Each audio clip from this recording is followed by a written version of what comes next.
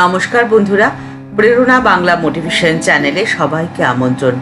আশা করি সকলে ভালো আছেন, সুস্থ আছেন। আপনি ভাবছেন সবাই আপনার শুভাকাঙ্ক্ষী। আপনি পরিবেষ্টিত হয়ে রয়েছেন আত্মীয় স্বজন, বন্ধু বান্ধব, পাড়া প্রতিবেশী, চেনা পরিচিত আরও নানান শ্রেণীর মানুষের দ্বারা। সবাই আপনার ভালোই চায়। আপনি হয়তো সেটাই ভাবছেন। আসলে কিন্তু সেটা একদমই নয়। আপনার ভালো চাওয়ার লোকের সংখ্যা কিন্তু খুব সীমিত। আপনি সরল মনে সবার সাথে অন্তরের কথা শেয়ার করছেন, আপনার দুর্বলতার কথা বলছেন। এগুলো কিন্তু একদমই করবেন না। যখনই কোনো বিপদ আসে, বিপর্যয় আসে, তখনই তো মানুষের স্বরূপ চিনতে পারা যায়। কেবলমাত্র কিছু সংখ্যক মানুষই আপনার দিকে সাহায্যের হাত বাড়িয়ে দেবে, আপনার পাশে এসে দাঁড়াবে। এরাই হলেন আপনার শুভাকাঙ্ক্ষী। মনে রাখবেন, এরাই হলেন ঈশ্বরের দূত, যিনি আপনার পাশে এসে দাঁড়িয়েছেন। প্রকৃতপক্ষে ঈশ্বরই পাঠিয়েছেন আপনাকে সাহায্য করার জন্য, আর ঈশ্বর তার কাছেই দূত পাঠান যিনি তার শরণাগত। সম্পূর্ণ সমর্পণই একমাত্র রাস্তা যে কোনো বিপদ থেকে মুক্তি লাভের জন্য।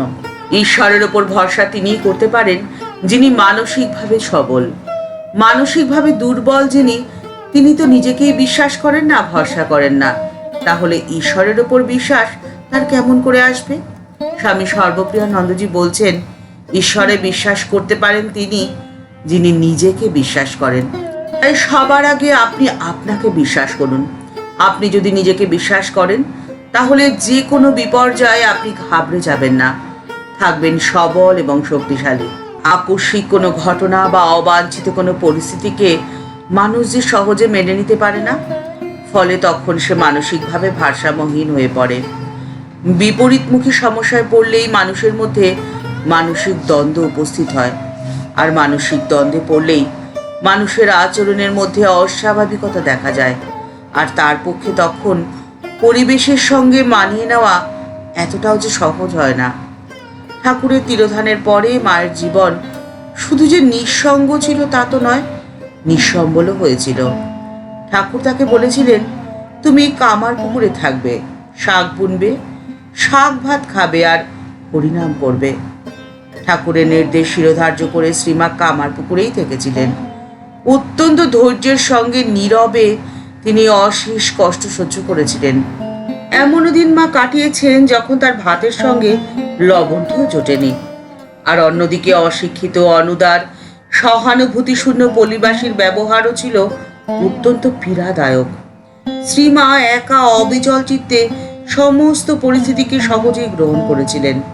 বিশেষ করে জয়রামবাটিতে বা দক্ষিণেশ্বরে তিনি যে জীবন কাটিয়েছিলেন, সেখানে তো একাকিত্বের কোনো স্থান ছিল না।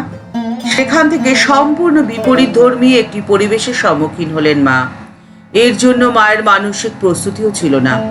কিন্তু তিনি দরিদ্রকে যেমন সহজে গ্রহণ করেছিলেন, ঠিক সেরকম সহজে গ্রহণ করেছিলেন তার নিঃসঙ্গতাকে, তার একাকিত্বকে। তাই আপনি সবসময় আপনার মনের নিয়ন্ত্রণের চাবিটি আপনার হাতেই রাখুন। অন্য কারোর হাতে আপনার মনের নিয়ন্ত্রণের চাবিটি দেবেন না, তাহলে অন্যেরা আপনাকে নিয়ন্ত্রণ করতে পারবে না। আপনি যে কোনো পরিস্থিতিতে থাকবেন শান্ত, ধীর, স্থির।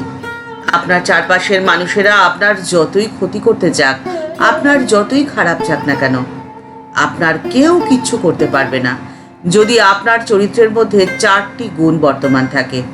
মনোসমীক্ষক ডক্টর জ্ঞানেন্দ্র দাশগুপ্ত বলছেন, এই 4টি গুণ হলো: প্রথম শান্তি, দ্বিতীয় স্থৈর্য, তৃতীয় অচঞ্চলতা, আর চতুর্থ নীরবতা। আপনি যদি শান্ত থাকেন, আপনার মনে যদি শান্তির ভাব প্রবেশ করে, তাহলে তা ক্রমে ক্রমে বিস্তৃত হয়। নিজের ভেতরের শান্তি তখন আপনি বাইরের সমস্ত কিছুতেই অনুভব করবেন। আপনার মন যদি শান্ত থাকে, তাহলে তো আপনি শান্ত মনেই সমস্ত সংসারকে দেখবেন। আপনার মন অশান্ত হওয়ার তো কোনো সুযোগই পাবে না।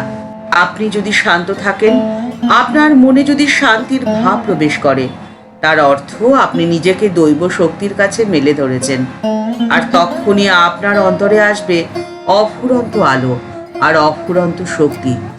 যে আলো এবং যে শক্তির আভাসে আপনি হয়ে উঠবেন উদ্ভাসিত, শ্রী শ্রী মা তার জীবনের যে অধ্যায় নিঃসহায় নিঃসম্বল একাকিত্বে কাটিয়েছেন, এই কাজটি এতটা তো সহজ ছিল না।